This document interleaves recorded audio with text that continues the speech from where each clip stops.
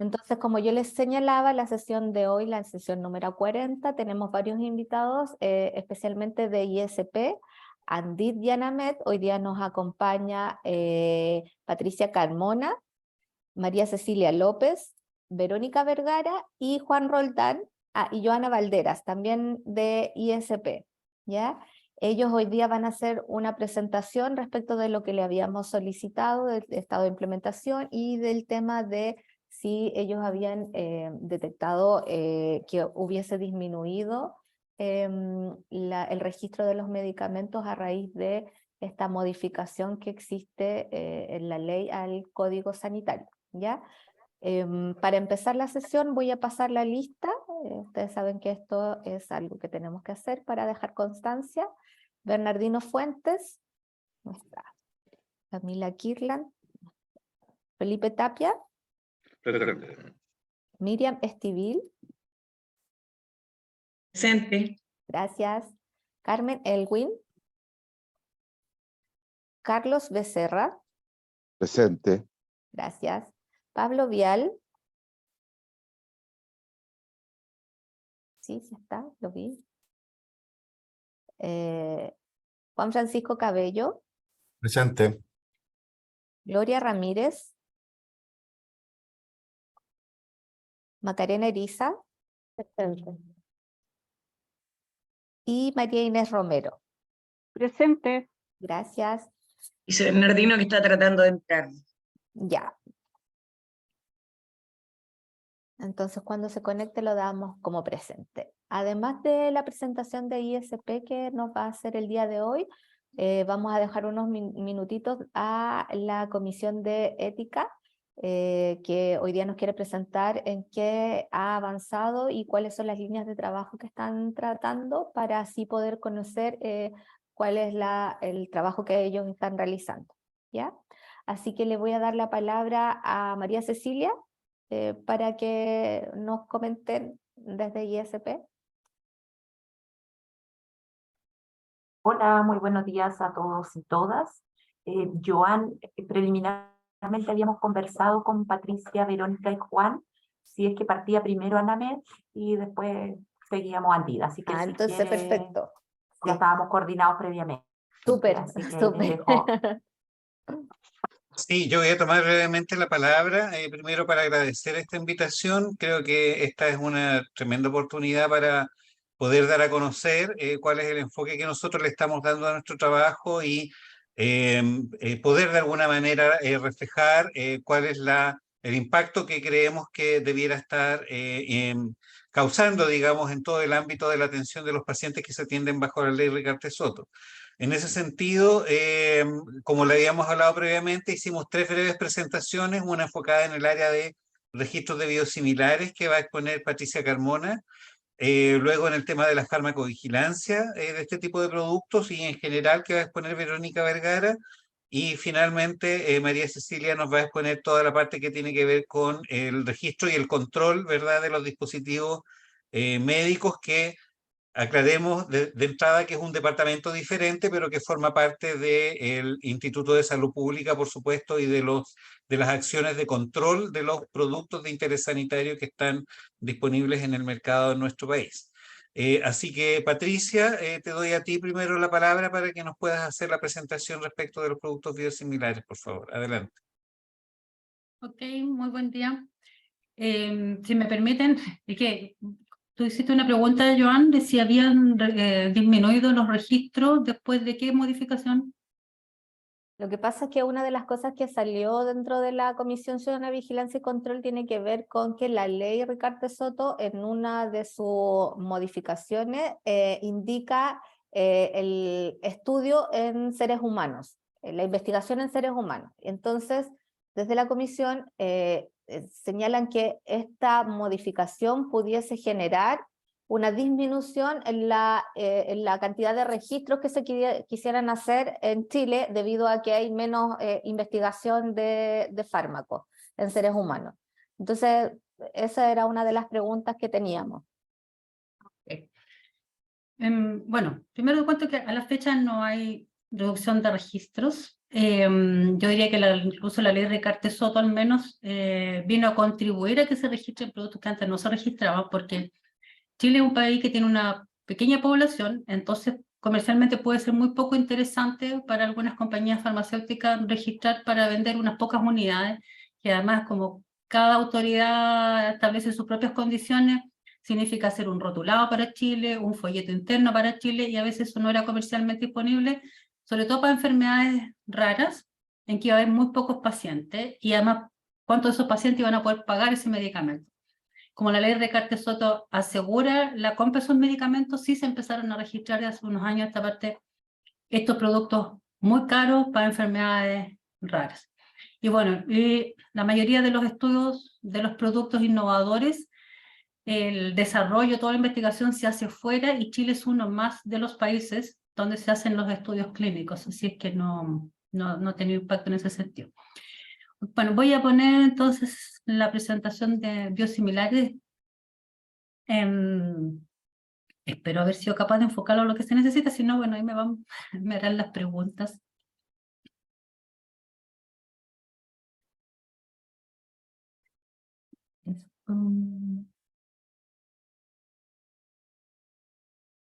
Esto tiene que haber una forma de achicar lo que no se vea, ¿cierto? ¿Se ve perfecto, Ahí está, Patricia? ahí está. Ya. Bueno, en este subdepartamento se registran en general los productos innovadores. En el Instituto de Salud Pública o el reglamento de medicamentos establece dos tipos de procedimiento para el registro de los productos, el procedimiento ordinario y el simplificado. En el ordinario es donde están todos los productos que tienen algún tipo de innovación, una nueva molécula, una nueva forma farmacéutica, es decir, algo que era inyectable ahora puede ser un comprimido de administración oral, una potencia distinta, algo era de 100 miligramos y ahora es de 300 miligramos.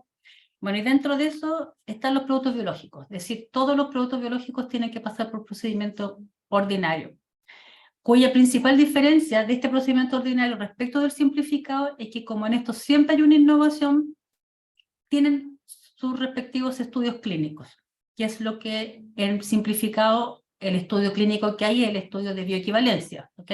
Pero no hay estudios de seguridad y eficacia. Y el producto biológico, por su naturaleza, se va dentro de este procedimiento porque el producto biológico nunca uno es igual al otro por su naturaleza, por su origen biológico. Los requisitos para el registro están establecidos en el reglamento de medicamentos, el decreto supremo 3, que desde el artículo 28 al 36 están en general todos los requisitos para un registro en general. Dentro de eso el 36 habla de seguridad y eficacia, pero además incluye para productos biológicos un artículo 42 en que ahí tiene requisitos específicos. Para ingresar, por lo tanto, una solicitud, hay un checklist que aquí van a poder ver que es bastante extenso en cuanto a la información que se pide del ingrediente activo, de cómo se elabora este principio activo que es de origen biológico, cómo se fabrica, o sea, quiénes son los fabricantes involucrados, el control de los materiales de partida, de todo el proceso de fabricación, la validación de ese proceso, cómo se caracteriza este principio activo, los controles, los materiales de referencia que se usan para poder instalar las metodologías analíticas, el sistema que se envasa el producto, qué tan estable es ese principio activo, y después viene lo mismo para el producto terminado, es decir, ahora cómo se elabora el producto, una solución inyectable, por ejemplo, toda la parte de desarrollo farmacéutico, porque desarrollo farmacéutico significa todas las pruebas que yo hice, que probé compatibilidad con uno u otro componente, en uno u otro envase, es decir, hasta llegar a la formulación óptima, la descripción de su proceso de fabricación, cómo se controla cada uno de los componentes, es decir, no solo el ingrediente activo, que es el que tiene el grueso de la información, sino que cada uno de los excipientes que acompañan esta formulación, cuáles son todos los controles que se le hacen al producto terminado, con qué especificaciones de calidad debe cumplir durante toda su vida útil, de manera que si uno toma una muestra en el mercado y lo lleva a un laboratorio, tiene que cumplir con esas mismas especificaciones mientras está dentro de su periodo de vigencia, con qué metodología, y tienen que ser métodos validados para estar seguro de que cada uno de los resultados que he obtenido son fidedignos y no corresponden a un error del método, a una variabilidad del método del equipo, sino que es un resultado certero. La estabilidad del producto, etc. Y este producto biológico, además es un biosimilar, tiene otros ítems adicionales dentro de su dossier. Aparte del reglamento, entonces, y este checklist, hay una norma técnica que es específica para los productos biotecnológicos, ¿ok? Dentro de los productos biológicos tenemos un tipo que son los biotecnológicos, aquellos hechos por tecnología recombinante, ¿ya? Hay otros biológicos que son varios tipos de vacunas, algunos antibióticos, suero, etc. ¿Ya? Pero ahora ya estamos acotando esto de los biológicos a los biotecnológicos, y para eso existe la norma técnica 170, que establece además una lista de referentes para el desarrollo de los biosimilares, es decir, porque el biotecnológico original es el que desarrolla una compañía que va a hacer todos los estudios clínicos, y si después se va a desarrollar un producto biosimilar, tiene que, todo su desarrollo es en comparación con este referente. Y el último decreto 62 modifica esta norma técnica, uno para actualizar la lista de referentes, que son varios, esto es como solo una muestra, pero además ese decreto agregó un párrafo en que considera productos biotecnológicos de referencia los de esta lista, pero además los que sean determinados como tales por la FDA de Estados Unidos, que es la Agencia de Medicamentos, el símil del ISP, la Agencia Europea de Medicamentos, que es la agencia comunitaria de la Unión Europea, y la Agencia de Medicamentos de Japón, que son como tres grandes agencias de referencia, porque antes estaba limitado a los referentes de esta lista, por lo tanto, si había un producto biotecnológico innovador que no estaba registrado en Chile, no daba la posibilidad de que en Chile se registrara un biosimilar a ese, ¿no? En cambio ahora, como está además los que sean referentes según esas tres agencias, se amplió la posibilidad. Bueno, tenemos por resolución aprobado un formato de presentación de antecedentes de los registros que tienen módulos del 1 al 5. El módulo 1 siempre es un módulo nacional de tipo administrativo, donde uno pide documentos legales de que el producto está registrado afuera, que hay un certificado de buenas prácticas de manufactura de todos los laboratorios involucrados en la cadena de fabricación, y documentos nacionales que tienen que ver, por ejemplo, con los folletos que se van a incluir en el producto, el folleto al paciente, el folleto que se le puede entregar al médico, etc. El módulo 2 es un módulo de resúmenes de los tres módulos técnicos, que son el módulo 3 de calidad, y calidad se refiere a todo el proceso de fabricación y de control de un producto farmacéutico, el módulo 4 que tiene los estudios no clínicos, y el módulo 5 que tiene los estudios clínicos. Bueno, entonces cuando uno va a desarrollar un biosimilar, lo primero es que uno tiene que tener, ¿cierto? Se desarrolla, como les decía, comparándolo con un producto bioterapéutico de referencia que esté previamente autorizado. Estos estudios se hacen lo que se llama cabeza a cabeza, usando los mismos procedimientos, es decir, no puedo tener como resultados de antes y ahora hago otros resultados, o compararme con literatura, no, sino que se van estudiando ambos productos, sometiéndolos a las mismas pruebas con el mismo método analítico. Tiene que haber una caracterización muy completa del punto de vista físico, químico, biológico y de estabilidad en condiciones de estrés para ambos productos, es decir, pruebo el de referencia y el comparado del biosimilar, usando siempre el mismo producto de referencia en toda la evaluación. Entonces, toda esta evaluación primero es de calidad. De calidad tenía que ver con la caracterización de este principio activo del producto, pasar por muchas pruebas similar en su comportamiento preclínico. Solo si ha demostrado esta similaridad en términos del producto, de su caracterización, de los controles de calidad que tiene y los estudios preclínicos, ¿cierto?, que se hacen en animales, uno recién ahí pasa a estudios clínicos. Si no, no tiene sentido hacer estudios clínicos comparativos ni de ningún tipo. Entonces, en términos de calidad, ¿cierto? Que era la primera parte, se evalúan varios lotes de producto, del producto biosimilar y del producto de referencia. Y aquí hay ejemplos de un Rituxan, que es un biosimilar de Mabtera, de haber evaluado al menos 15 lotes. Hay algunos parámetros que no es necesario evaluarlos en el producto terminado porque son características que no cambian por el hecho de que yo paso un principio activo a mi proceso de fabricación como producto. Es decir, algunos productos son un principio activo en el fondo diluido en agua con algún agente tamponante, eso quiere decir para darle estabilidad a un mismo pH a la solución, y por lo tanto hay parámetros que si yo los evalué comparando lotes de principio activo no necesito evaluarlos en lotes de producto terminado. Como verán aquí, la cantidad de métodos que se comparan son muchos, y el quien hace este desarrollo tiene que evaluar qué tan crítico es tal o cual parámetro, y aquí están señalados con color rojo desde los más críticos a los menos críticos. Por lo tanto, todos aquellos que son de alta criticidad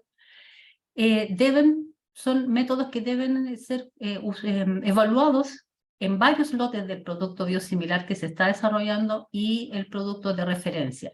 Y para decir si existe esa similaridad, obviamente para cada método hay que establecer un rango de equivalencia donde uno diga lo considero similar o no lo considero similar. Siempre estos rangos incluyen la desviación estándar del propio producto de referencia. El propio producto de referencia es un producto biológico. Como producto biológico, un lote nunca es idéntico a otro lote porque el nivel de pureza en la materia prima biológica no es lo mismo que un producto de síntesis. Entonces hay una variabilidad inherente y por lo tanto ese es un factor a considerar cuando establezco un rango de equivalencia entre este producto de referencia y el biosimilar que se desarrolla. Además, para cada parámetro, no basta con un solo método, ¿ya? Lo que se pide son herramientas ortogonales. Esto quiere decir que un mismo principio activo, una misma característica, atributo de calidad, se evalúe por varias técnicas distintas que utilizan distintos principios de caracterización. Eso en cuanto a calidad. Y en cuanto a la comparabilidad ahora de la parte clínica, bueno, hay que hacerlo, como decía, con un producto referente en forma secuencial, y aquí los estudios de eficacia, bueno, tiene que haber estudios de eficacia y seguridad y estudios de inmunogenicidad. En los estudios de eficacia y seguridad tiene que haber al menos un estudio fase 1, que son estudios farmacocinéticos, farmacodinámicos. Estos farmacocinéticos quiere decir que son aquellos que van a comparar los niveles plasmáticos de un medicamento respecto del otro, ¿ya? ¿Qué tanto medicamento circula en la sangre a determinado tiempo? Por lo tanto, ¿cuánto fue la cantidad total que se absorbió? ¿Cuánto tiempo duró su permanencia en la sangre? ¿Por qué vía fue metabolizado y eliminado? Y farmacodinámico significa que uno evalúa algún parámetro fisiológico, por ejemplo, si un producto para reducir la glicemia, fácil ver un parámetro que es la glicemia. Si yo doy ambos medicamentos y puedo comprobar qué tanta reducción de glicemia hubo en uno y otro caso. Y estudio fase 3, que debe ser al menos estudio aleatorizado, paralelo, doble ciego, es decir, que no sepa ni investigador ni sujeto cuál de los medicamentos está recibiendo, con suficiente potencia estadística, y bueno, todo esto para demostrar equivalencia terapéutica en el primer caso con estudio farmacocinético o una no inferioridad con un estudio fase 3, es decir, que muestra que es al menos tan eficaz y seguro como el producto de referencia.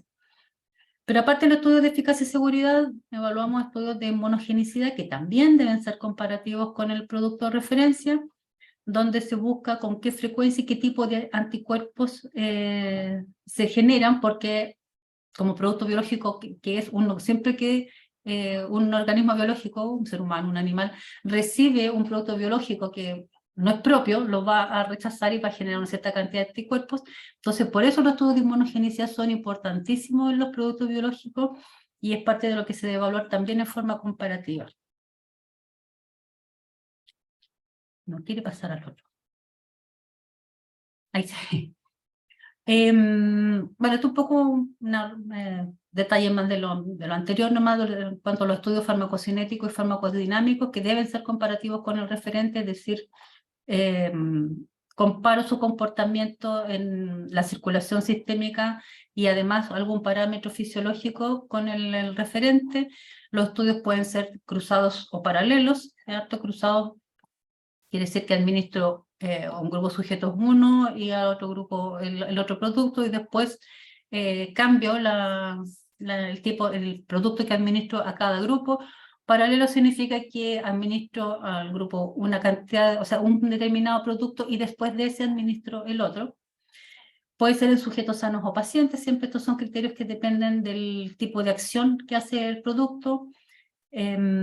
Para evaluar la vía de administración y la dosis dentro de un rango aprobado para el referente, porque ese, como tiene los estudios clínicos, es quien va a determinar cuál es el rango de la potencia que es segura, esa eficacia segura, y puede ser la dosis única o repetida, también depende del modelo farmacocinético que se requiera para el tipo de producto. Y en cuanto a los farmacodinámicos, aunque normalmente requerimos estudios de eficacia, es decir, estudios clínicos como tales comparativos, en algunos casos estos estudios farmacocinéticos y farmacodinámicos entre el biosimilar y el referencia pueden ser suficientes para demostrar la comparabilidad clínica. Y aquí hay un par de ejemplos, que es el recuento absoluto de neutrófilos para evaluar el efecto del factor estimulante de colonias de granulocito, el filgrastim, o el estudio de un clamp euglicémico para evaluar el efecto de las insulinas. ¿Ya? Estos son parámetros farmacodinámicos que para este tipo de productos en el fondo sirven en reemplazo de algún estudio de eficacia comparativo. Y los estudios, me faltan los estudios fase 3, que es más importante, que son entonces los estudios, ahora ya no es solo farmacocinética y farmacodinámica, sino que ahora necesito endpoint, es decir, criterios de valoración de un estudio que sean de eficacia y de seguridad. La población de estudio debe ser representativa de las indicaciones del producto de referencia y la más sensible para detectar diferencias entre el biosimilar. Este es un tema que hay que estudiar bien. Afortunadamente hay lineamientos internacionales que señalan para determinados productos cuál es la indicación más sensible para detectar diferencias, porque el referente puede tener autorizadas 3 indicaciones, sin embargo, no sirve cualquiera de ellas 3 para que yo haga mi estudio comparativo cuando desarrollo el biosimilar, porque dependiendo del cómo progresa la enfermedad o cuáles son los parámetros clínicos para determinar esa enfermedad, a veces ellas no me sirven para detectar diferencias significativas entre si el producto es eficaz del biosimilar respecto del referente. Entonces, en la comparación, porque no necesariamente tengo que compararla en todas las indicaciones con el referente, por eso se trata de que un biosimilar tiene estudios reducidos, ya puedo hacer menos, pero ¿en qué enfermedad lo comparo? Es en aquella que sea la que es capaz de detectar que efectivamente existen diferencias entre el producto biosimilar y el referente.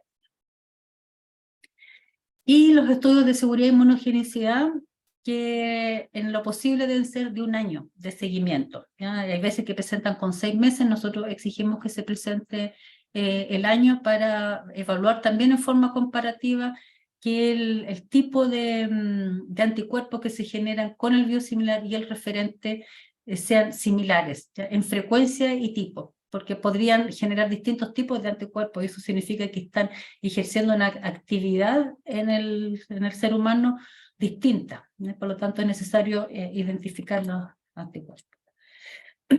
Bueno, y hay otro tema que tiene que ver con la extrapolación de indicaciones, que esto solo es posible cuando hay un mecanismo de acción y un receptor farmacológico involucrado que sean los mismos entre la indicación probada clínicamente y aquella a la que se quiere extrapolar, pero que también la seguridad e inmunogenicidad hayan sido caracterizadas en una población sensible.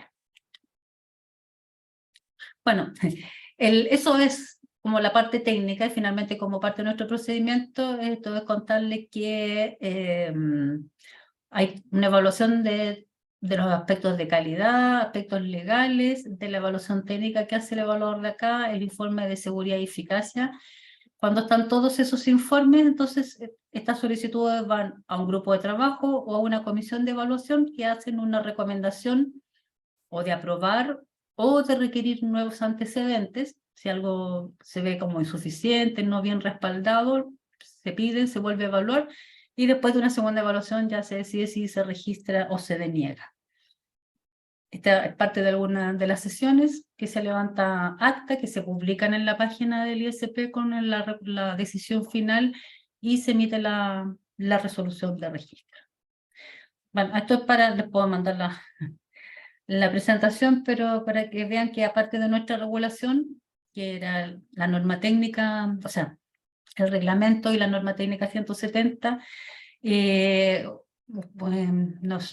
usamos las guías internacionales tanto para aspectos de calidad como de seguridad y eficacia.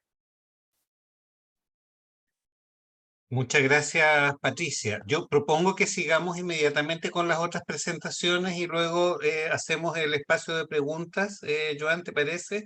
Para aprovechar de mejor manera el tiempo. Verónica, por favor. Hola Juan, muchas gracias. Muy buenos días a todos. Como mencionaba Juan al inicio, yo les voy a mostrar un poco el tema de la farmacovigilancia y lo que hacemos en el ISP a través de nuestro Sistema Nacional de Farmacovigilancia. Así que me voy a permitir compartir mi presentación. Y allí la debieran de estar viendo en pantalla completa. Esto es un poco la línea que vamos a seguir en estos 20 minutitos.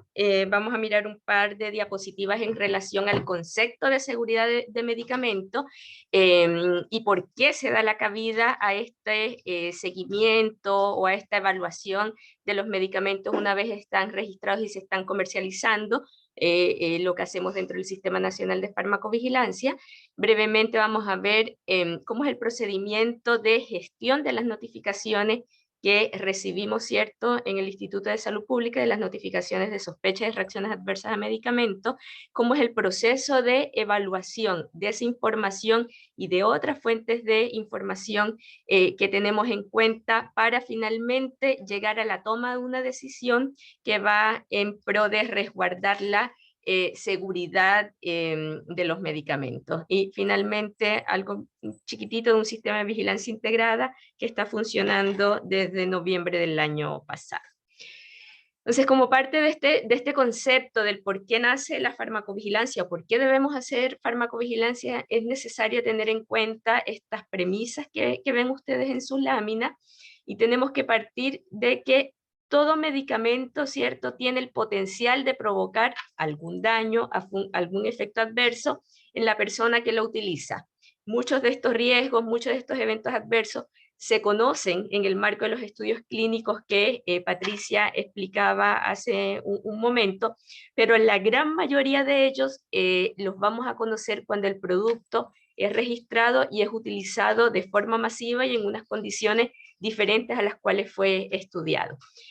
¿Qué es importante tener en cuenta en esto de que si bien partimos de la base de que pueden provocar un riesgo, y es que ese riesgo que puede generar el medicamento debe ser compensado por el beneficio que vamos a obtener en los pacientes con un medicamento en particular? Es decir, que ese beneficio que esperamos debe ser mucho mayor y por lo tanto aceptamos algunos riesgos o ciertos riesgos en función de ese gran beneficio que vamos a obtener.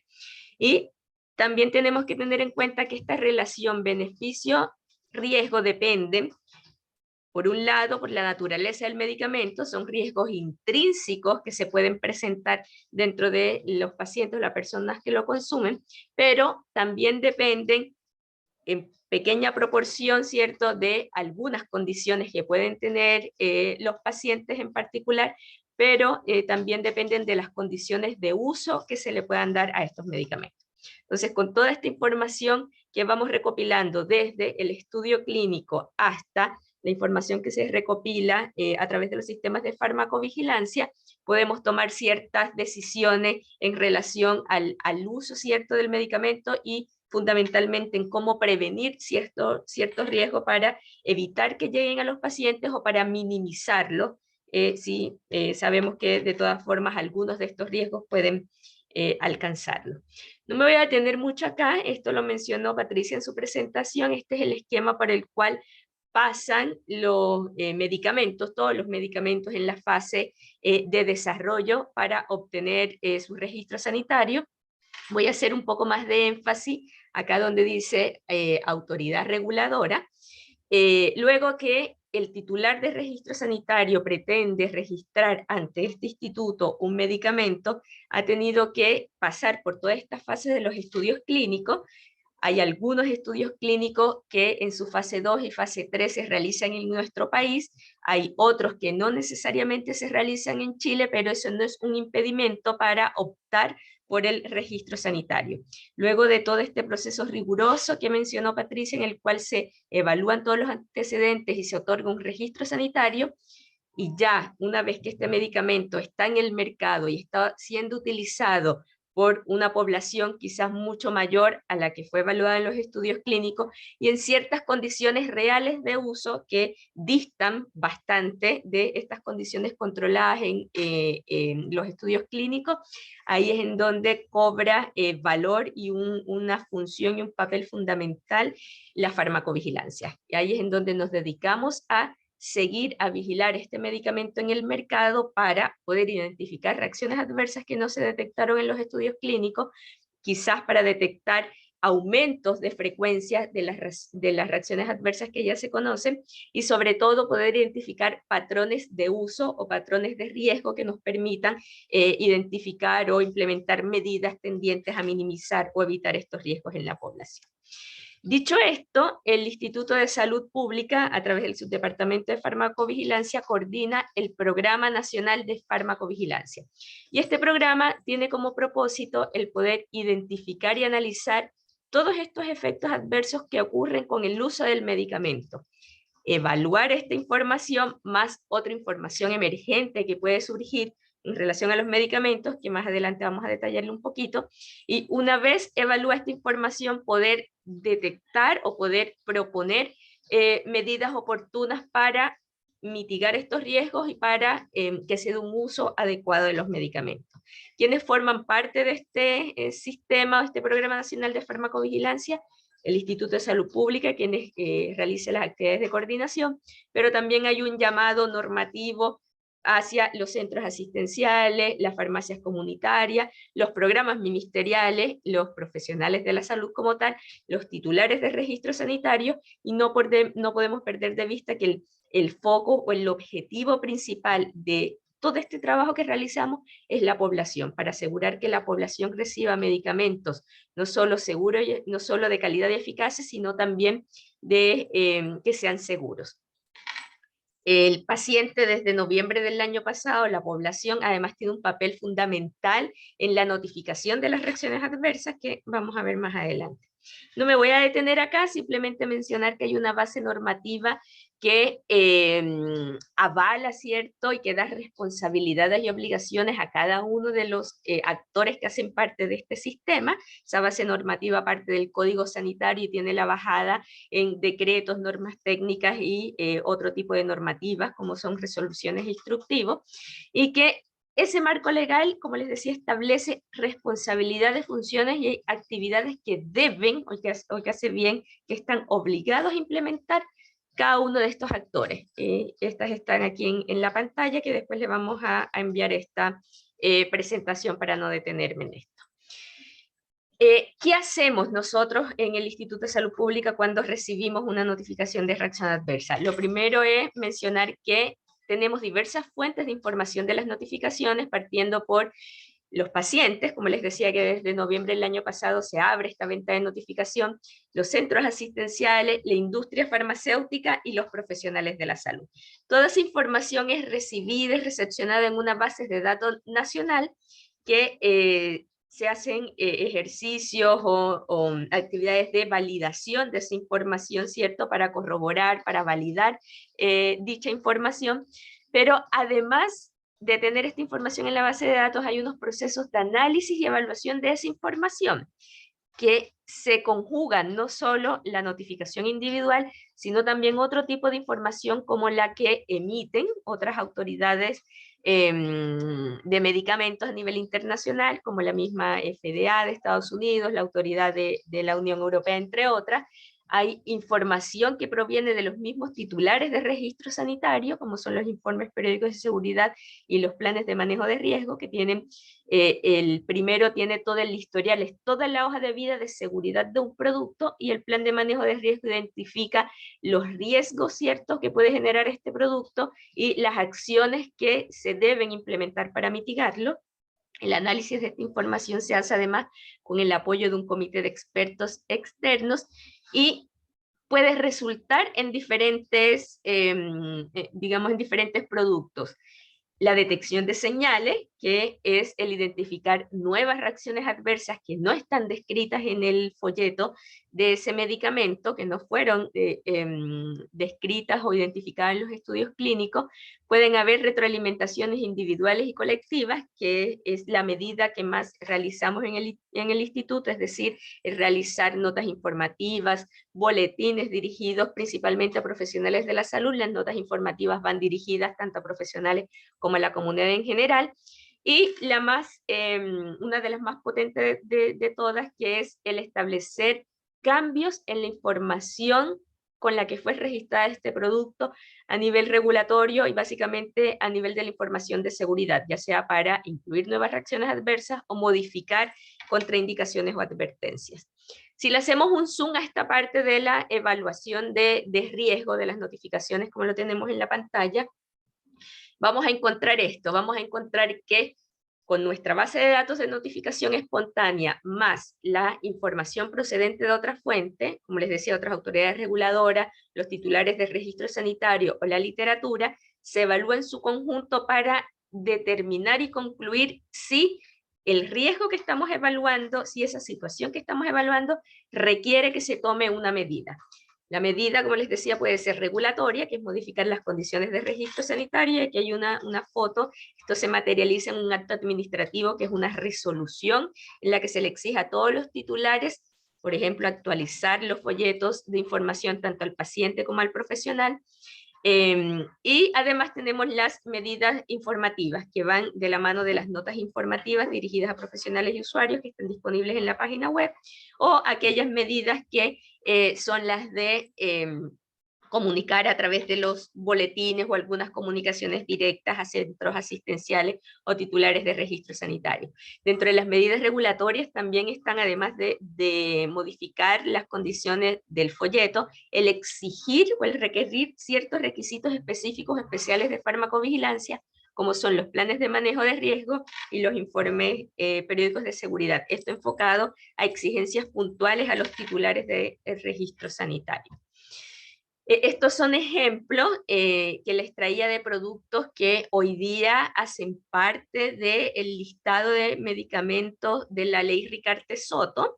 Está el fingolimón, ¿cierto? Está el natalizumab y está el bosentan, y es simplemente para ejemplificar o recrear este proceso que les acabo de explicar, en donde hay una preocupación constante y permanente por el Instituto de Salud Pública de seguir, de evaluar, de vigilar los medicamentos una vez han sido registrados, y durante todo este proceso de revisión de la información, bien sea la que recibimos por parte de los notificadores o las otras fuentes de información, dan la tranquilidad o la certeza de que estamos haciendo un monitoreo constante de esta información de seguridad con el fin de poder implementar medidas oportunas, ¿cierto?, que finalmente buscan, por un lado, que se detecten precozmente ciertos riesgos, ciertas reacciones adversas, para instaurar los medicamentos o los tratamientos más adecuados para evitar así daños mayores en el paciente, o incluso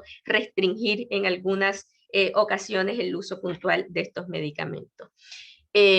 Otro tipo de instancias para difundir la información es a través de redes sociales, a través de la página web. Esta información que les mostraba de las notas informativas y de las mismas resoluciones generalmente tienen una bajada comunicacional para dar a informar o a comunicar oportunamente tanto a los profesionales de la salud como a la comunidad o pacientes en general a través de diferentes instancias como son las redes sociales, a través de Instagram, a través de Twitter. En la página del ISP hoy día tenemos un espacio que se llama ISP Te Educa, donde buscamos eso, entregar herramientas a los pacientes, ¿cierto?, para que estén informados en relación no solamente al uso de los medicamentos, sino a la adquisición de los medicamentos, entre otros temas.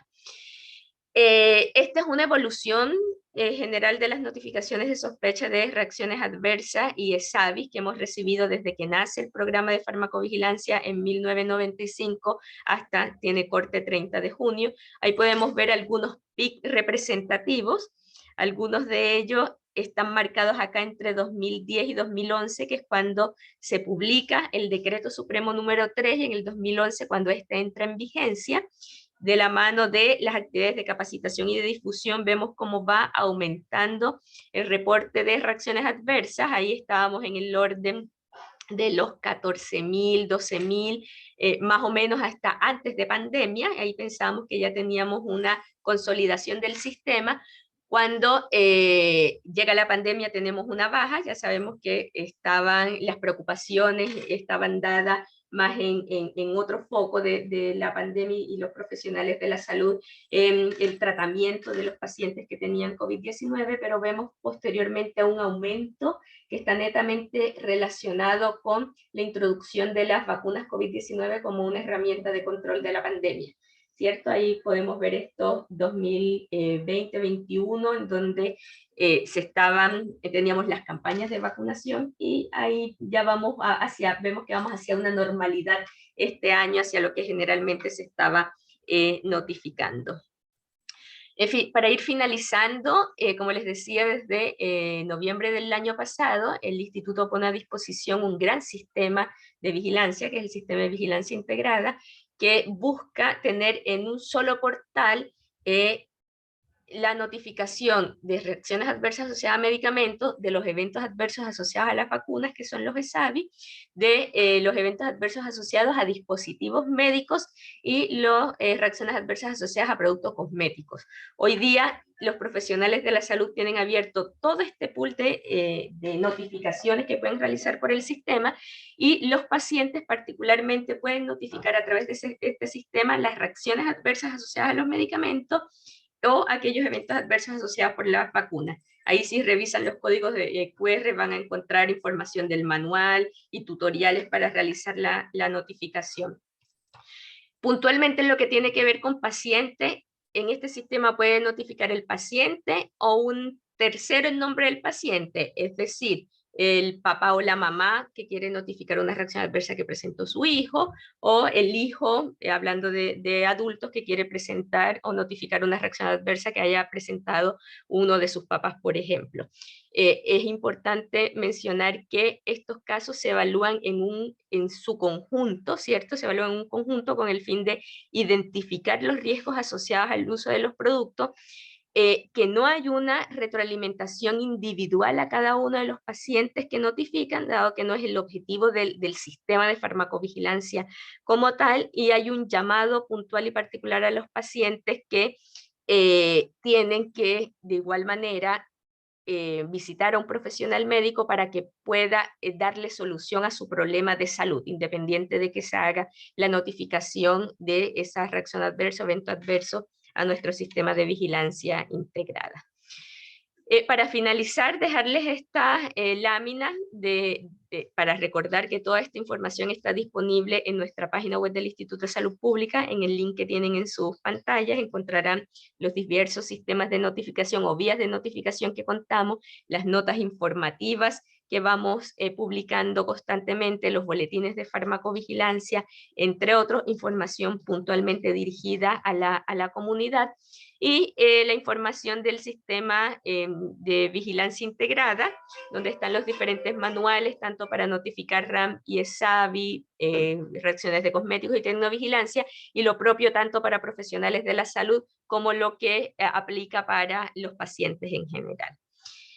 Así que eso era lo que tenía para mostrarles, dejarles el mensaje de que hay una monitoreo constante y continuo de la información de seguridad de estos medicamentos, y que constantemente estamos velando, ¿cierto?, a través de estos procesos por resguardar la seguridad de los productos que están registrados y que están siendo utilizados en el país. Muchas gracias, Verónica. Le damos el paso a María Cecilia.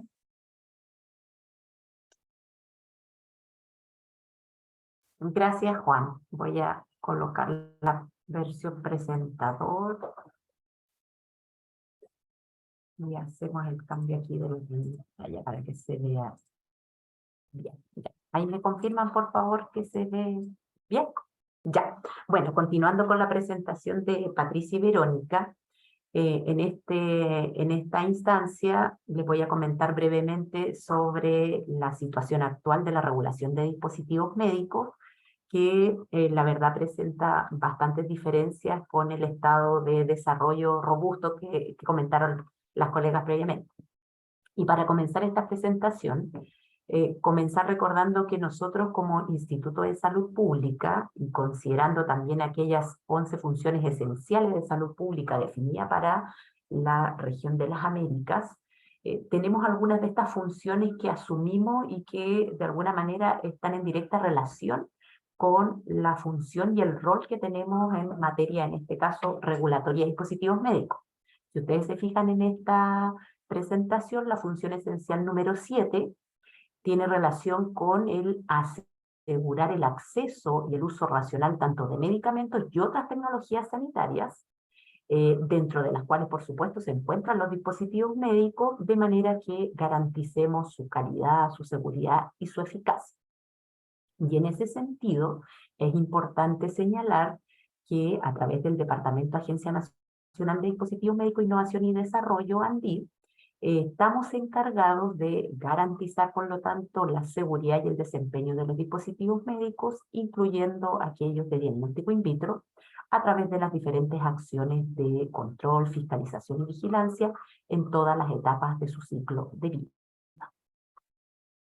Cuando estamos hablando de dispositivos médicos y dispositivos médicos de diagnóstico in vitro, es importante que sepamos que estamos hablando de un amplio número de productos variados en su complejidad, y que son todos aquellos que principalmente encontramos en los establecimientos de salud.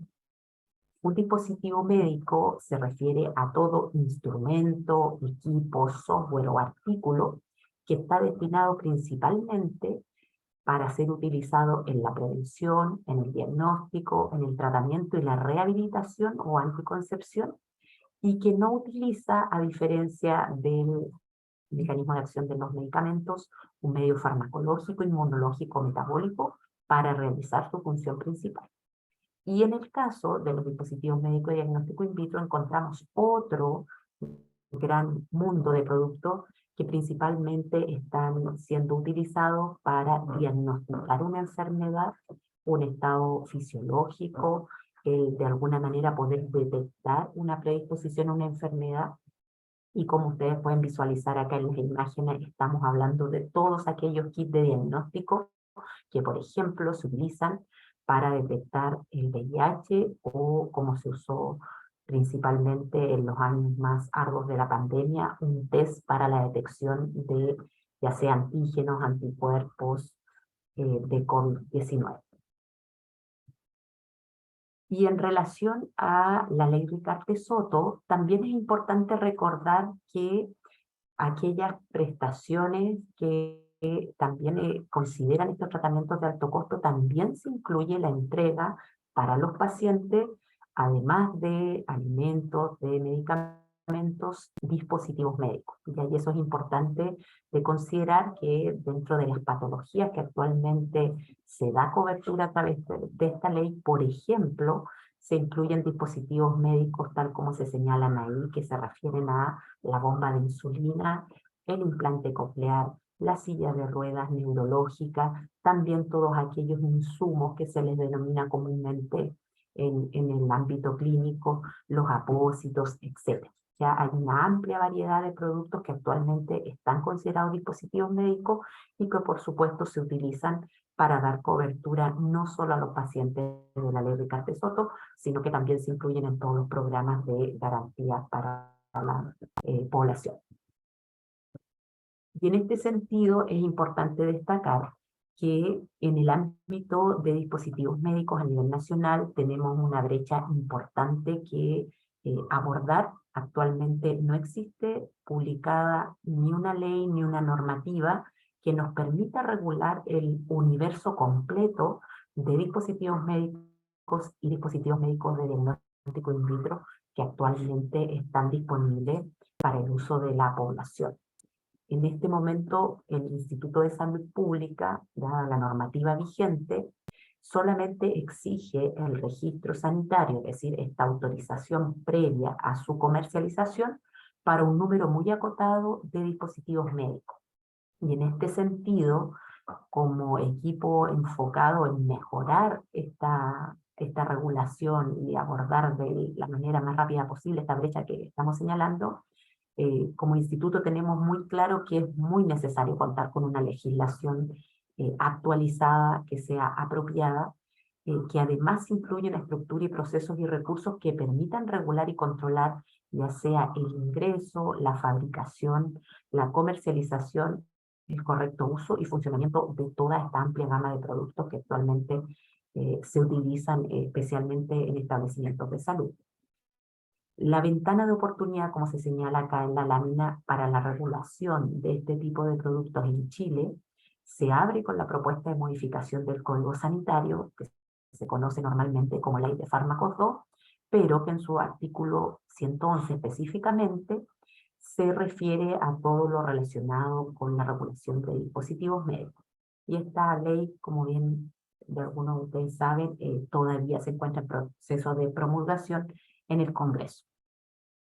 Y la modificación de este artículo a través de este Código Sanitario nos va a permitir tener en Chile una mejor regulación que permita abordar el universo completo de productos con los controles necesarios que se requieren en toda su etapa del ciclo de vida de estos productos, desde su fabricación hasta el uso y post-comercialización para la vigilancia correcta también de cómo funcionan estos dispositivos médicos.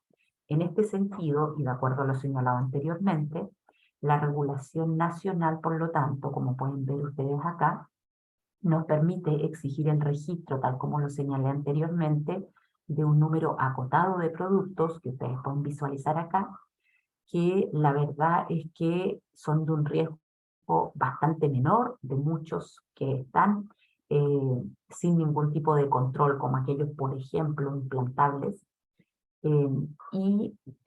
ya por lo menos estamos comenzando, y eso es importante destacar, con los primeros dispositivos médicos de diagnóstico in vitro que ya están sometidos a este control, que se les está exigiendo un registro sanitario previo a su comercialización, y es importante destacar porque abordan una patología con una alta incidencia en nuestro país, como hemos podido ver en las últimas publicaciones de cifras actualizadas por el Ministerio de Salud.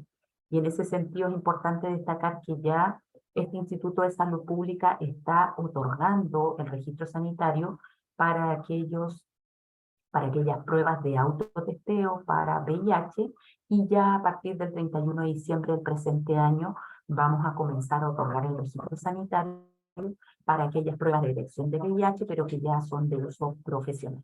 Principalmente se están utilizando en los laboratorios clínicos, en los bancos de sangre.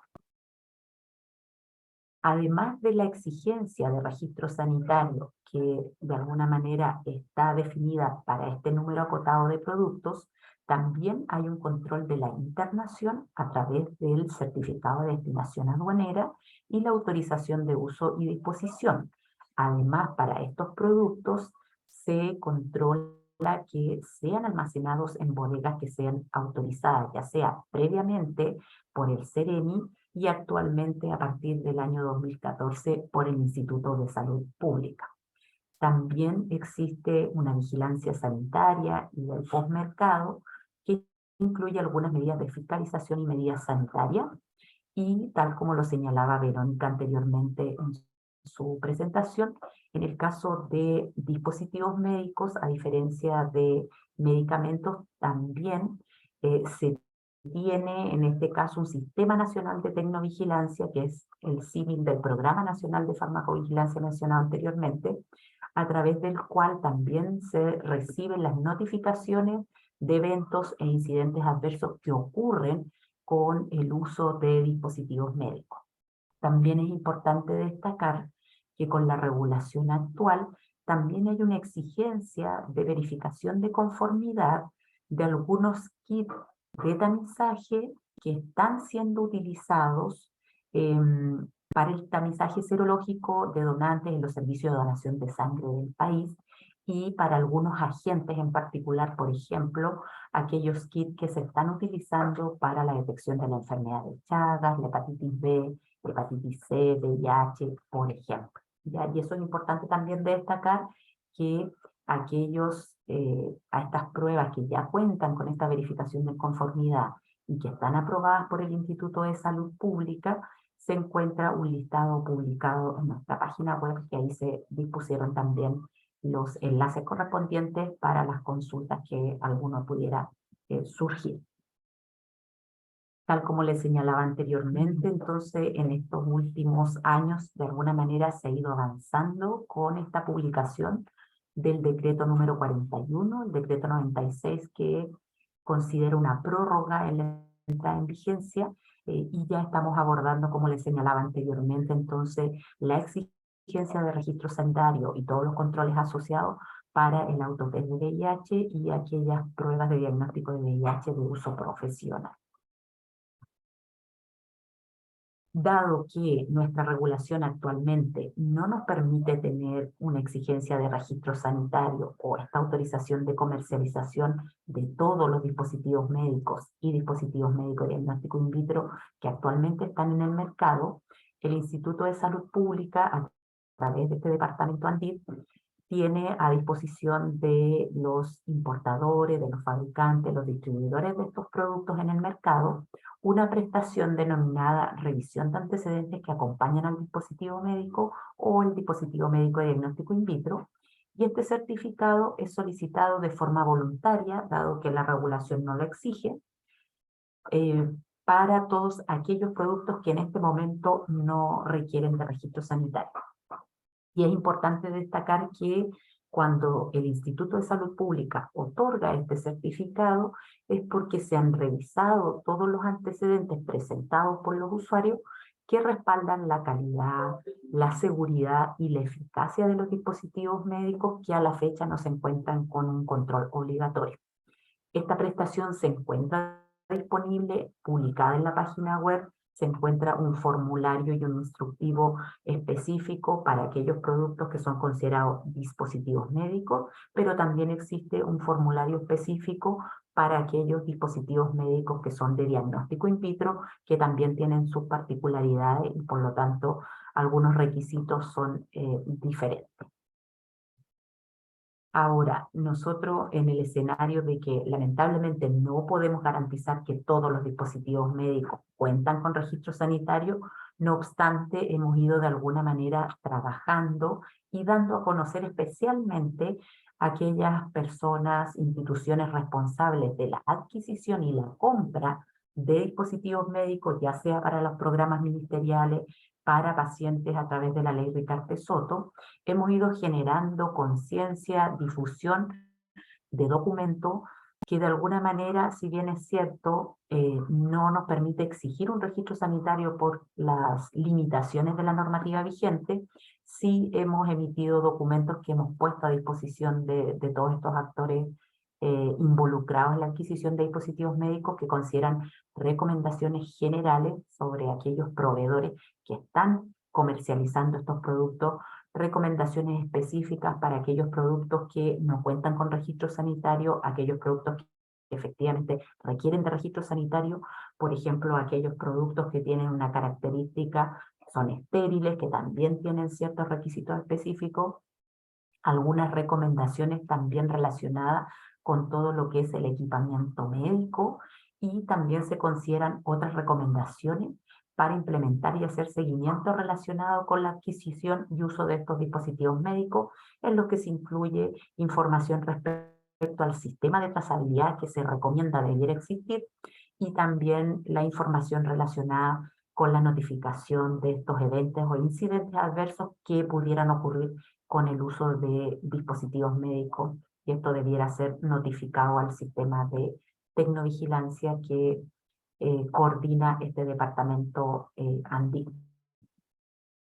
Los desafíos regulatorios, para ir finalizando, comentarles que conscientes de esta brecha actual en el país en materia regulatoria de dispositivos médicos, tal como lo señalé anteriormente, existe una modificación del Código Sanitario actualmente en discusión en el Congreso, que de alguna manera nos va a permitir establecer un control completo de todos los dispositivos médicos y dispositivos médicos de diagnóstico in vitro, y en el que se establecen claramente macros procesos regulatorios, como ustedes pueden visualizar acá, en la que nos va a permitir al Instituto de Salud Pública establecer los controles necesarios que en este momento no podemos implementar en las etapas ya sea de premercado, es decir, antes de autorizar un producto a su comercialización, en la etapa del mercado y también en la etapa de post-comercialización, con esta vigilancia de cómo se están comportando y qué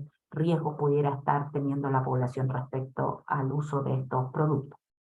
Por lo tanto, el Departamento ANDI del Instituto de Salud Pública tiene muy claro hacia dónde vamos. Tenemos una propuesta clara de todos los controles regulatorios, como pueden ver en esta lámina, que tenemos que establecer en las diferentes etapas del mercado, y para lo cual nosotros de alguna manera, previo a esta aprobación que se aprueba de la modificación del Código Sanitario, como equipo hemos estado trabajando ya en la elaboración de la documentación de guías técnicas que en este momento contienen recomendaciones que de alguna manera van a sustentar todos estos controles que se van a implementar en el futuro para garantizar un uso seguro y adecuado de todos estos dispositivos médicos que actualmente son fundamentales para los sistemas de salud. Bueno, las reflexiones finales entonces: dispositivos médicos y dispositivos médicos de diagnóstico in vitro son esenciales en los sistemas de salud. Nos dimos cuenta de lo imprescindible que fueron los ventiladores mecánicos, los test para el diagnóstico del SARS-CoV-2 en pandemia especialmente. La falta de estos productos de calidad y desempeño adecuado es un importante problema de salud pública.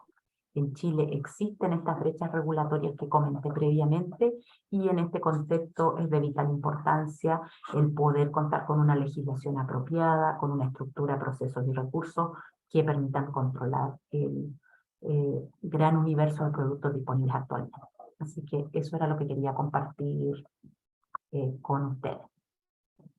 Muchas gracias, María Cecilia. Yo agradezco y felicito a las tres colegas que hicieron en un tiempo tan acotado, vertieron tanto contenido. Espero que no hayan quedado demasiado agotados nuestros auditores y que por el contrario tengan algunas preguntas que quieran despejar con nosotros. Joan, te devuelvo a ti la palabra.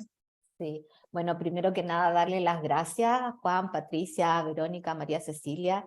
De verdad, es súper relevante para nosotros poder conocer desde ustedes estas temáticas, porque son temáticas que a veces nosotros pasamos por alto y que no entendemos que, por ejemplo, lo que comentaba Patricia respecto de los biosimilares, el proceso que es tan completo, que es un proceso que está súper estructurado y que más bien tiene muchos hitos para la evaluación.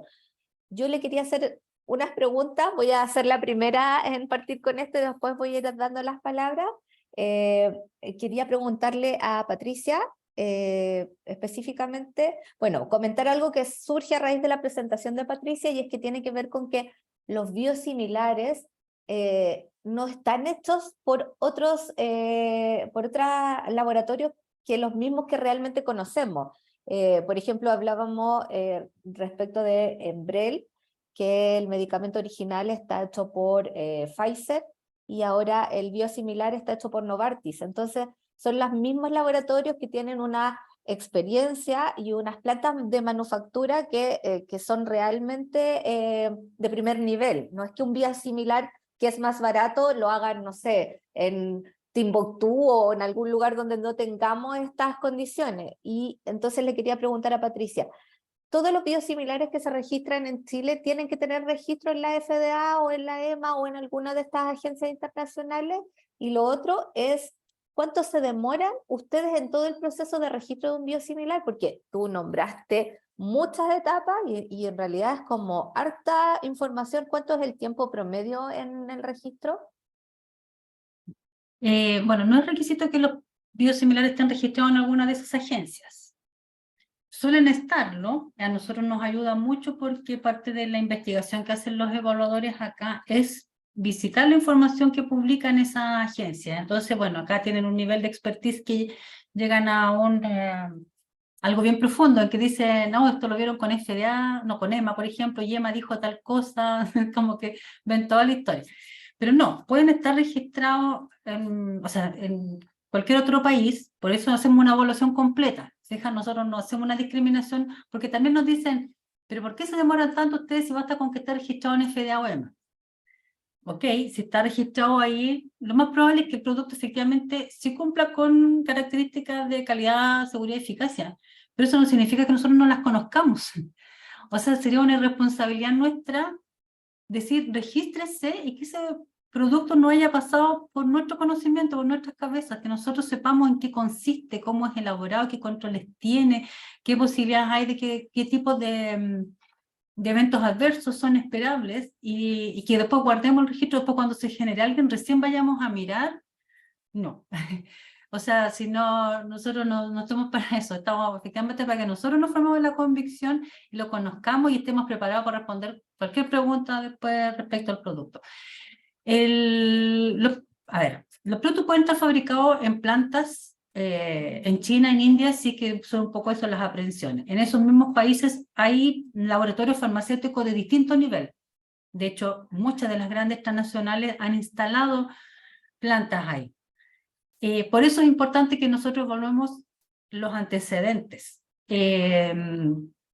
Varios de esos no llegan a feliz término acá, justamente porque tenemos un proceso bastante riguroso y exigente.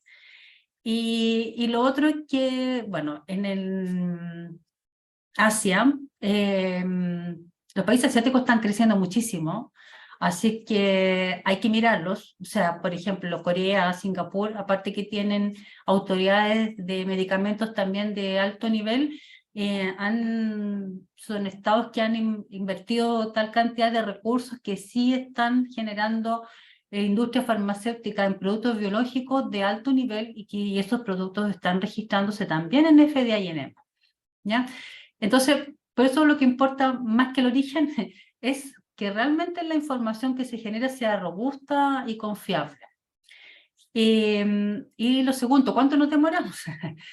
Nos demoramos harto, pero aquí hay dos tiempos. Uno, el tiempo en el que nosotros, que pasa entre que ingresa una solicitud y nosotros efectivamente podemos tomarlo, porque tenemos tema aquí de una cierta carga que tuvo bastante impacto en el grupo de evaluador de biológicos de la pandemia, con la evaluación de las vacunas y toda la información que ha ido surgiendo, porque a los que se les autorizó el uso excepcional de las vacunas, se les obligó también, o sea, se les dejó con la obligación de informar cualquier resultado nuevo que fueran generando, de cualquier tipo, cualquier cambio en su proceso de fabricación. Entonces, prácticamente toda la semana nosotros hemos estado recibiendo información de ese tipo, entonces, bueno, tuvo un impacto alto. Entonces, hay un largo periodo que pasa en que ni siquiera somos capaces de ir a evaluar la solicitud. Pero una vez evaluada, efectivamente tuvo mucho tiempo la parte de calidad, sobre todo, que yo les decía que tiene que ver con todo el principio activo y el producto. Entonces, En este momento hay una organización en que hay una evaluación en que todo el equipo evaluador de antecedentes de calidad evalúa una misma solicitud. Cada uno se ha especializado en distintas partes del producto, de manera que hacen su evaluación y después va a unas reuniones de todo el equipo donde se comparte la información. Entonces, en total, el registro de que se presenta una solicitud hasta que se está entregando la resolución que aprueba o rechaza, están pasando 2 años. No deberíamos llegar a eso. Y esperamos, bueno, ahora se van a tomar algunas medidas de apoyo que esperamos que surtan efecto en el plazo de 1 año y que ahí lleguemos. La verdad es que legalmente deberán ser 6 meses, a nosotros nos parece que para productos biológicos 1 año es razonable. Gracias, Patricia. Le doy la palabra a Felipe. Gracias. Ya lo hemos visto ya con el ISP, hemos tenido una reunión por transparencia con mi organización. Gracias por atendernos. Yo tengo varias preguntas, pero probablemente me voy a olvidar alguna. Voy a intentar hacerlo lo más rápido posible. ¿Cuánto ha aumentado o cuánta es la cantidad de pacientes que han declarado efectos adversos desde que se creó el sistema en noviembre, ¿no? Eso es importante. Porque creo que las organizaciones de pacientes, como se los dije en la última reunión, son elementos importantes de generación de información para esto, y mientras no tengamos un link nosotros como organizaciones de pacientes, no vamos a poder hacer el registro como corresponde. Nosotros no somos pacientes, agrupamos los pacientes, entonces la tendencia es súper compleja y nos hace imposible hacer las declaraciones de efectos adversos como organizaciones de pacientes. Y como les informé en la reunión que tuvimos nosotros desde Maxivía, en Latinoamérica se está tendiendo a llegar a las organizaciones de pacientes como declaradores de efectos adversos. Lo otro que quería preguntar, que me quedo dando vueltas acerca de los dispositivos, es que hay una inscripción que se paga, 440 y tantos mil pesos, ¿no? Eso es voluntario, ¿no? La institución que produce esos elementos voluntariamente paga eso para que se haga la evaluación. Porque si es así, para acá tuvimos reunión con la industria farmacéutica y ellos dijeron que estaban dispuestos a pagar sus propias evaluaciones para poder hacer el proceso más rápido. Entonces, esas serían mis 2 preguntas, si me las pudiera contestar. Y si se entendió. Gracias. Ya, si quieren parto yo con lo de pacientes, que fue la primera pregunta. El sistema todavía, digamos, estamos en un proceso de masificación y consolidación.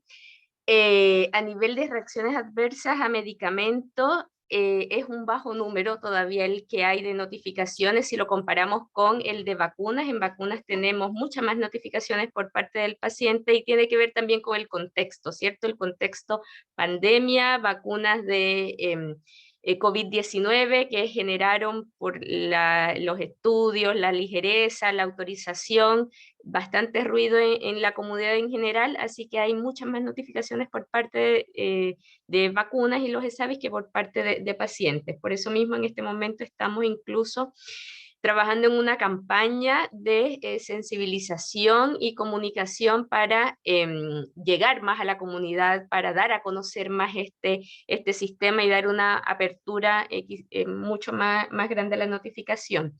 En relación a la notificación que pudieran hacer las asociaciones de pacientes, un tema que se ha puesto sobre la mesa, que hemos estado evaluando. Hoy día el sistema no está construido para recibir las notificaciones de esa forma, pero es algo que estamos todavía evaluando, los pros, los contras. Efectivamente hay países que hoy día están tendiendo a esto, a que las asociaciones de pacientes hagan la notificación por sus pacientes, pero dado que hoy día no está esa herramienta en Chile, lo que les pedimos a las asociaciones es que trabajemos en conjunto, que nos colaboren y que orienten a sus asociados, a sus agrupaciones, en realizar el reporte quizás en conjunto, en orientarlo a cómo se llena el sistema. Así que esa es la invitación que les dejamos, que podamos trabajar en conjunto y que ustedes también sean, digámoslo, como especie de un embajador en el tema de la notificación y de farmacovigilancia, mientras seguimos en la evaluación y discusión, y que obviamente en caso de que se abra esta puerta hay que considerar hartos aspectos, entre ellos la modificación de la construcción del sistema, que no es menor también. Pero están haciendo una campaña y no nos llaman. Entonces, es importante que nos llamen para la campaña para que podamos apoyarlos. Sí, sí, tomo sus palabras, quizás ahí efectivamente tenemos una brecha en poder llegar más a las asociaciones para que efectivamente nos ayuden en esta tarea, así que vamos a tomar sus palabras y su recomendación.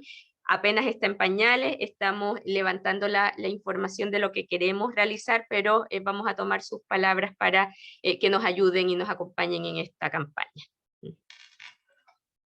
Bueno, Felipe, complementando la respuesta de Verónica y en relación a lo que usted consultó respecto a dispositivos médicos, comentarle que esta revisión de antecedentes, que es una prestación de carácter voluntario, de alguna manera nosotros como instituto instamos a los proveedores de dispositivos médicos y de diagnóstico in vitro a que, ya que no requieren esta obligación de solicitar un registro sanitario para poder comercializar sus productos, que de alguna manera soliciten esta revisión de antecedentes, que en ese caso es el proveedor o el representante de la industria que paga por esta prestación, porque de alguna manera nos permite a nosotros hacer una revisión documental que demuestra el cumplimiento con los principios esenciales de seguridad y desempeño, verificar su sistema de gestión de calidad, y esa justamente es una de las recomendaciones que nosotros incluimos en este documento que mostré en las últimas láminas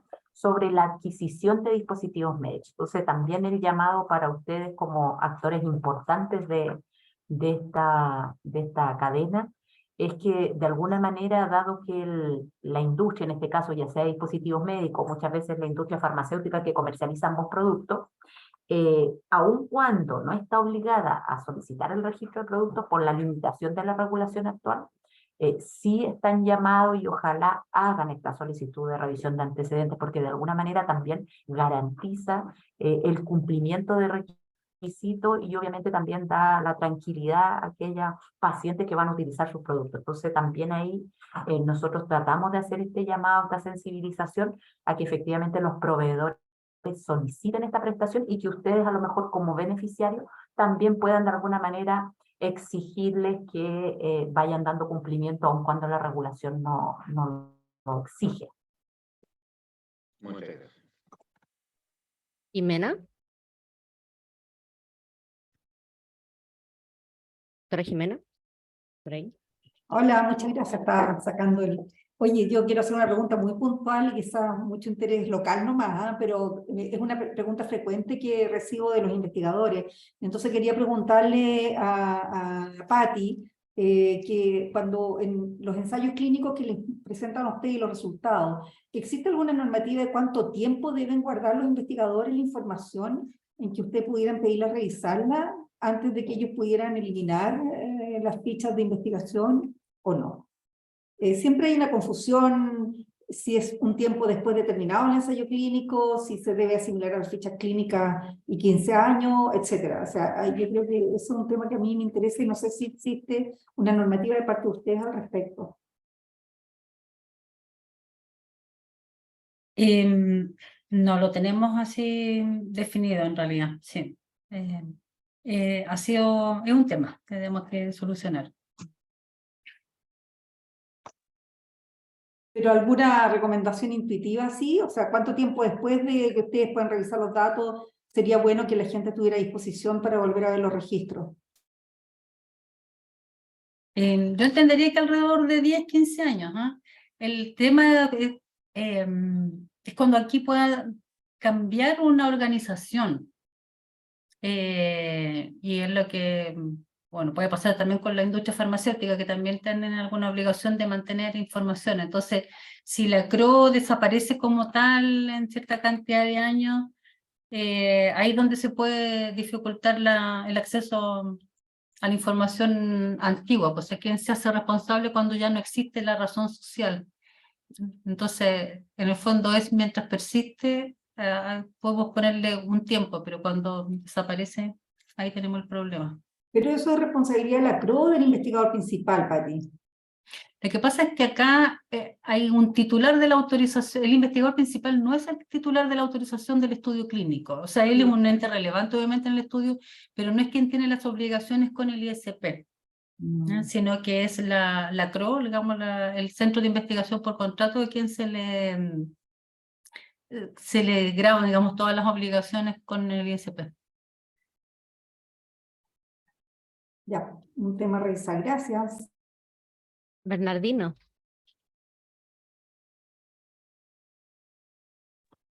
Sí, gracias Verónica, Patricia y María Cecilia por la presentación. Es cierto que el ISP últimamente ha hecho grandes esfuerzos por difundir y estar en contacto con la ciudadanía. Ojalá que tenga recursos para hacerlo masivamente, estas difusiones que lleguen a través de radio, televisión, porque la verdad es que la sociedad civil todavía no es capaz de difundir lo que ustedes quieren que podamos colaborar. Entonces es complejo si es que no hay recursos para llegar a tanta gente que necesita saber que hoy día está disponible esto del reporte, ¿cierto?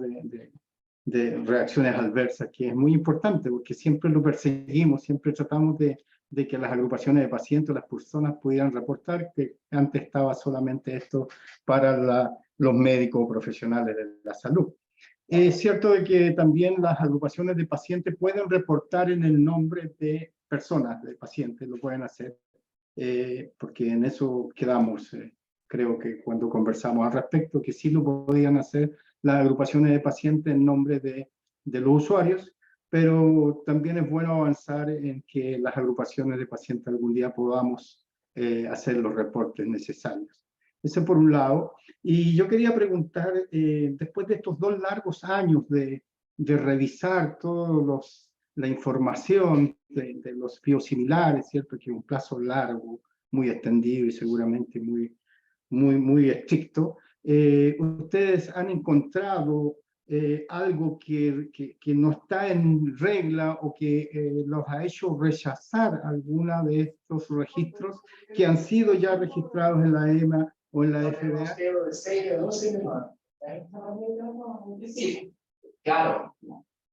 Vamos a cargar lo mismo, pero si no vamos a poder visualizar rápido. Tiene el micrófono perdido.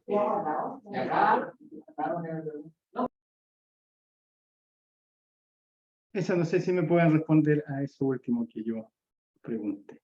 Es que no sé si terminamos de escuchó. escuchar la pregunta. Sí, es que Bernardino, puedes repetirla porque está el micrófono abierto de Miguel. Sí, una interrupción quizás. No, la pregunta era muy concreta, después, como decía, de tanto tiempo de revisar todos los antecedentes de registros, después de esas exhaustivas revisiones de biosimilares que ya estaban registrados en EMA o en FDA, ¿ustedes encontraron algo que pudieran rechazar, que encontraron malo en todo aquello o que fue importante en la revisión para demorarse todo este tiempo y hacer necesario el plazo que ustedes se toman para aceptar algo que ya estaba registrado en estas 2 reguladoras? A ver, si es que entendí bien. Pero bueno, nosotros efectivamente sí hemos denegado alguna vez algún producto que pueda haber estado registrado en esas agencias. Y puede ser que a nosotros no nos hayan entregado la información completa. ¿Ya? Ocurre que las grandes compañías, ¿cierto?, tienen algún representante acá. Y en ocasiones no presentan el dossier completo en Chile que sí han presentado en otros países, como en esas agencias. Hacen dossier o expedientes de registro uno para Perú, para Argentina, para Chile, lo van adaptando de acuerdo a la regulación local. Entonces, si nuestra regulación no presenta ciertos requisitos, no lo van a presentar y lo presentan recién cuando lo pedimos después. Entonces, hay me recuerdo en este momento 3 tipos de situaciones. Uno, en que finalmente el dossier no haya estado completo. 2, en que el dossier no haya estado actualizado, porque el producto puede haber estado registrado hace 5 años atrás en alguna de estas agencias. Los productos biológicos suelen sufrir cambios en su fabricación, pueden ser pequeños cambios, pero cada cambio para nosotros es súper importante, y nosotros pedimos que, independiente de que esté el dossier original, que nos envíen información de lotes actualizados, del producto como está siendo fabricado hoy, porque ese es el que nosotros vamos a recibir. Y a veces la empresa no le ha entregado al representante en Chile esa información actualizada. Y lo otro es que hay países que tienen en su regulación unos registros condicionales, y que por lo tanto pueden otorgar un registro por 1 año para algo que tiene pocos resultados, que parecen promisorios, pero a veces no lo suficiente para decir, ok, sí registro con el plazo normal, digamos, de 5 años renovable, y nosotros no tenemos eso en la regulación. Entonces en ocasiones el balance beneficio-riesgo no ha sido tan claro como para que convenza a todos los que participan en la evaluación, que son varias personas, porque está el primer informe de seguridad y eficacia, que es no vinculante, está la evaluación interna y después una comisión de expertos internos y externos.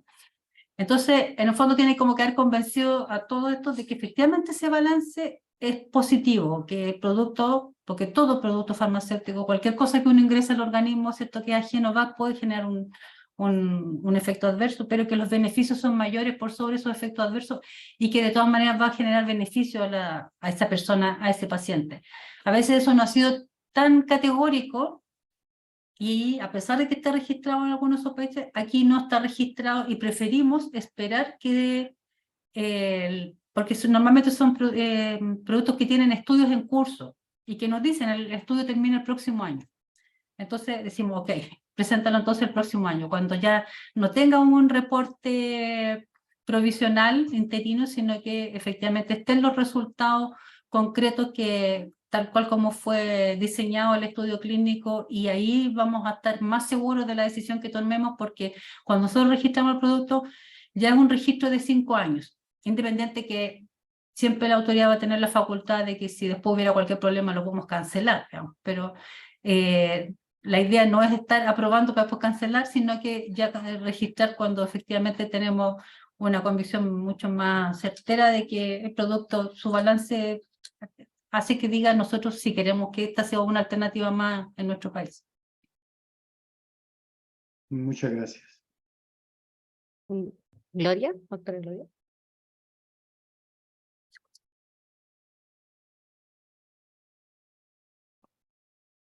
Ahora sí. Gracias a todos por las presentaciones, me parecen de la mayor importancia.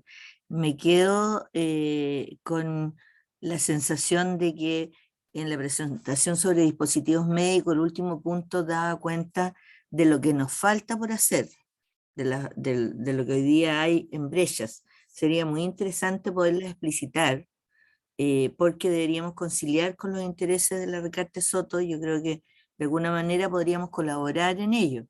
Entonces lo dejo como inquietud. Ustedes hacen ver esa condición, y evidentemente hoy día, si vemos el mercado, digamos, en un solo universo, lo que es la oferta de fármacos versus lo que es la oferta de dispositivos médicos, ese es un mercado creciente y muy variado, y además con todo el aporte de Asia. Bueno, si Chile pertenece a la PEC, a Asia-Pacífico, yo creo que eso es una herramienta muy útil para poner condiciones de mercado y las condiciones reglamentarias del uso de estos dispositivos médicos. Lo otro que les quería hacer al alcance por la pregunta que hizo la doctora Luengo, hasta ahora lo que yo puedo estar equivocada, pero me parece lo que está vigente para efecto de la información de fichas clínicas, tanto para investigación como por gestión de la calidad de los hospitales o de las clínicas, esto público y privado, en relación a la acreditación, es de 15 años. Entonces, no sé si se ha sugerido alguna diferenciación entre la información clínica que pudiera tener que seguir siendo resguardada para efectos de investigación. pero por ahora nos rige el mismo reglamento para ambas condiciones, tanto por valor clínico, por datos sensibles de la persona, que hay que guardarle su ficha, 15 años, versus lo que implicaría el resguardo para efectos de investigación. A lo mejor la doctora Luengo me puede complementar esto, pero yo entiendo que estamos bajo el decreto, lo puse el decreto en el chat, que es el decreto 41 del 2012. Entonces, lo dejo como inquietud, digamos. Eso, muchas gracias.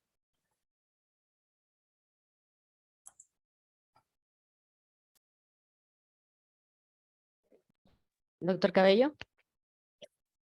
Sí, muchas gracias, Macarena. Oye, sí, muy súper interesantes las presentaciones y súper aclaratorias también, un montón de información que uno maneja en el día a día y es súper bueno tenerla toda junta. Así que muchísimas gracias por la calidad de las presentaciones, muy buenas. Me interesó mucho el tema que mencionaron hace poquito de los registros condicionales, algo que para Ricardo Soto podría tener una relevancia enorme, porque cada vez sabemos que para drogas de alto costo y para drogas para enfermedades raras, que una vez más la aclaración de que Ricardo Soto no solo incluye enfermedades poco frecuentes, pero está la discusión activa en Estados Unidos de los famosos registros condicionales, porque cada vez se aprueban drogas con niveles de evidencia más acotados, con estudios clínicos con menos cantidad de pacientes y con endpoints cada vez menos relevantes para los mismos pacientes. Ahora, entiendo que eso implica un gasto enorme de recursos, porque uno requeriría no solamente un sistema de farmacovigilancia donde se declare algo, sino que habría que hacer un seguimiento mucho más estricto, invertir mucho dinero también en el seguimiento a los pacientes que están ingresando a programas como la Ricardo Soto. Pero me gustaría saber si ese tema de los registros condicionales es algo a lo que se le ha dado una vuelta más larga. Sería algo súper innovador, porque ni la FDA lo ha aprobado hasta ahora, pero es algo que podría afectarnos directamente a esta comisión de vigilancia que se preocupa teóricamente de ver que la ley Ricardo Soto funcione. Probablemente esos registros condicionales serían una herramienta súper poderosa si las lográramos implementar en Chile. Tenemos situaciones puntuales, no las voy a enumerar, pero hay varias situaciones de condiciones que están en la Ricardo Soto, que si probablemente hubiera un sistema de registros condicionales, hoy día estarían fuera. O no, pero se tendría que dar la discusión. No sé si en eso si se pudieran explayar un poquito más en eso y si es que hay alguna posibilidad de que eso prospere en Chile particularmente. Le hemos dado varias vueltas. De hecho, es una propuesta que hicimos hace años atrás. O sea, yo creo que lo hemos propuesto más de una vez. Un registro condicional, no les gustaba la palabra condicional, pero bueno, la palabra que fuera, pero lo importante es que nos permitiera otorgar un registro para enfermedades huérfanas o aquellas enfermedades que muestran, o productos para los cuales se demuestran ventajas en enfermedades que ponen en riesgo la salud de las personas, o sea, relevante, digamos. Estoy tratando de acordarme el término, pero era como fármacos de relevancia terapéutica, no sé, pero que estuvieran a lo mejor con pocos resultados, pero ya mostrando que eran una gran ventaja y que podían salvar vidas, o sea, para aquellas enfermedades que ponen realmente en riesgo la vida de las personas o su capacidad, digamos, de valerse, que fueran.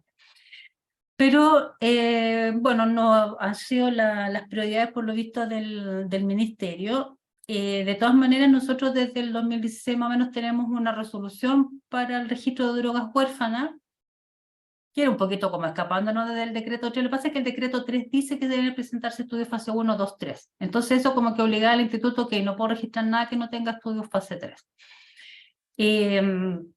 Finalmente en los últimos años, y además acá nosotros somos funcionarios públicos, a la gente le preocupa no ceñirse a la norma.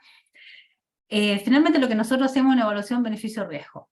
Por lo tanto, si esto implica que algún estudio fase 3 está en curso y realmente los resultados muestran que son una ventaja y es algo que necesitamos en el país, finalmente sí lo hemos registrado. Y esa es la importancia de tener un grupo multidisciplinario evaluando, porque finalmente lo que nos interesa es que estemos registrando algo que realmente sea un aporte, porque creemos que sí el producto, digamos, lo vale. Por lo tanto, siento que igual finalmente no ha sido una limitante, es decir, no contar con ese tipo de registro no ha impedido que nosotros sí registremos productos con estudios fase 3 en curso. Le hemos agregado a su indicación, que es una indicación sujeta a una evaluación continua. La ventaja que tiene el registro condicional es que al estar registrado por un año, en el fondo obliga al solicitante que en ese plazo, si yo le renuevo el registro siempre y cuando me adjunte ahora información nueva que yo evalúe. Al otro año de nuevo. En fin. Entonces, por eso para nosotros sí ha sido una propuesta desde el punto de vista técnico, desde el ISP no tuvo suficiente eco, por lo tanto no fue acogido, y con las herramientas técnicas y regulatorias que nosotros tenemos, hemos intentado que sí podamos registrar productos que efectivamente convencen a los evaluadores internos y externos. Nosotros tenemos médicos en nuestro equipo como externos, de que el producto sí son un aporte al país y permiten salvar vidas. Muchas gracias. Así que si alguien quiere dar un empuje junto con nosotros a que exista el registro condicional, bien, pues hagámoslo. Ahí está la comisión para dar las recomendaciones en este informe de fin de año. Doctor Cabello ahí. Anotar. Bueno, antes yo tengo la última duda, para poder pasemos a la mesa de ética, es más que nada una opinión personal que puedan tener ustedes respecto a la ley de fármacos 2 y cómo podría impactar en los dispositivos médicos de los pacientes de la ley Ricardo Soto actual. Esto por la comisión en el marco. Sabemos los pros, que vamos a hacer un seguimiento de la eficacia, calidad y seguridad, pero los contras, ¿lo han podido conversar entre ustedes o cómo lo ven? ¿Sí me explico? Pudiera ser, porque yo me imagino no vamos a llegar cuando se empieza a hacer esta regulación y la ley se acepte, que van a retirar todos los dispositivos médicos así, no me imagino eso, ¿cierto? A eso es lo que va mi pregunta. María. Bueno, Macarena, en realidad una vez que se apruebe esa modificación del Código Sanitario, cabe señalar que como eso es una ley, viene la publicación respectiva del reglamento que de alguna manera operativiza este mandamiento superior. Y en general en el ámbito de dispositivos médicos, por la evidencia internacional y la experiencia también a través de diferentes instancias de cooperación internacional que hemos tenido con otras autoridades reguladoras, y por ejemplo, considerando el modelo europeo, la recomendación de la Organización Mundial de la Salud es que en materia regulatoria, especialmente en aquellos países como Chile, que requiere una actualización de la normativa, se generen periodos de transición adecuados. Ya, por ejemplo, la Organización Mundial de la Salud propone que al menos sea entre 3 a 5 años como mínimo. Y hay que pensar que en nuestro contexto local, además es un mercado totalmente desregulado en comparación con otros mercados, por ejemplo, y eso tiene que considerarse. Ahora, tal como lo señalaba el doctor Cabello, en el ámbito de dispositivos médicos no es la realidad actual porque no se requiere registro para muchas de las tecnologías innovadoras que son dispositivos médicos que actualmente se pueden comercializar sin ningún tipo de restricción, excepto el control de ley internacional país que se hace. En otros países, aun cuando hay una regulación establecida para dispositivos médicos, por ejemplo, FDA de Estados Unidos, la Unión Europea, también hay a nivel de dispositivos médicos la evidencia clínica es mucho menos robusta que en el caso de medicamentos.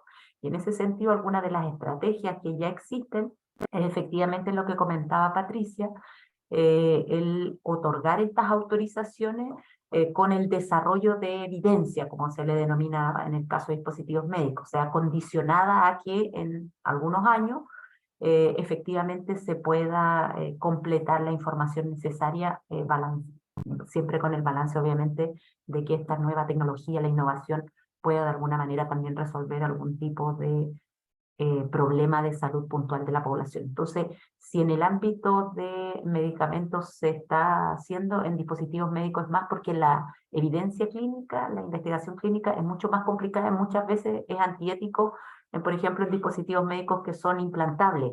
¿Cómo hago ensayo de algo implantable, no implantable, o como él dijo. Entonces, en ese sentido, sí existen herramientas ya en el ámbito de dispositivos médicos, esta evidencia del mundo real también que se considera, y eso yo creo que vamos a tener que considerarlo en el futuro cuando en algún momento tengamos esta implementación, porque por supuesto que hay que resguardar el correcto abastecimiento también de estas tecnologías para este tipo de pacientes y para toda la población en general. Pero eso todavía, siendo bien realista, tiene hartos años de implementación. Insisto, primero se tiene que aprobar la ley, se tiene que publicar un reglamento, eso va con consulta pública, etcétera, y después se establecen también periodos de transición, que insisto, la recomendación internacional al menos considera 3 a 5 años de implementación, y puede que en Chile pudiera ser un poquito más, porque es un mercado mucho más desregulado que en otros países. Así que eso es Muchas más o gracias. menos lo que se considera. Súper claro, muchas gracias. Bueno, no van a haber más preguntas respecto al ISP, ¿no? Bueno, agradecerle a todo el ISP por esta presentación tan completa, de verdad a mí me llenó de conocimientos. Ahora viene la mesa de ética, están cordialmente invitados, si se quieren quedar, yo sé que podríamos durar unos 20 minutos en esto, pero también están en toda la libertad de poder retirarse para continuar con sus labores en el ISP, pero tienen la invitación. Así que muchas gracias, Juan. Muchas gracias. Verónica. Muchas gracias, Patricia. María Gracias, Cecilia. Macarena. Muchas gracias. Muchas gracias. Hasta una Igual pronta que oportunidad. Que estén bien, hasta luego. Chao, gracias. Chao, que estén bien. Bueno, Miriam, te doy la palabra para que pasemos con la mesa de ética. No sé si alcanzamos, Macarena, el doctor Cabello, que me va a presentar, se tiene que retirar unos minutos antes de las O sea, 12. si lo hacemos en 15 minutos, alcanzamos, Sí, pero... yo tengo una Hagámoslo reunión, rapidito entonces. voy a tener Pero que ir luego usted se Doctora alcanza a quedar. Jimena, ¿alcanza 15 minutos? no alcanzo justo porque a las 12 tengo que conectarme a otra. Ya. ¿Por qué no atrasamos la reunión, tomamos un poco de paz, de calma? 15 minutos, siento que no va a haber tiempo de conversación. Terminemos la reunión y con calma de media hora al doctor Cabello. Que se lo Para merece. la próxima reunión de la comisión, dejarla, Maca. Si cabemos algo, si es que cabe, o otra extraordinaria. Bueno, ahí lo vemos internamente, Miriam. Sí, Ya, pues. Ya. Bueno, porque además se retiraron varios miembros y la idea un poco es que se pueda conversar y discutir la propuesta. ya, Exacto. pues, ¿estamos ¿Ya? todos de acuerdo? Comisionado. Perdón. De acuerdo. Pero sabes que yo creo que al hacer la PPT ya conversamos algo, porque de alguna manera fuimos rescatando la PPT, la mirada, así que yo creo que hay un trabajo avanzado en relación a eso, ¿no? Sí. Gloria. No. Estaba votando la doctora Gloria. Estoy de acuerdo. Entonces lo vamos a dejar para la siguiente sesión, si es extraordinaria o en la siguiente reunión de la tercera semana. Y nada, agradecerle a todos. Gracias. Nos estamos viendo. Gracias Chao, a ustedes. que estén bien. Chao, chao. Que estén bien. Hasta Chao. luego, gracias. Chao a todos. Gracias. Chao.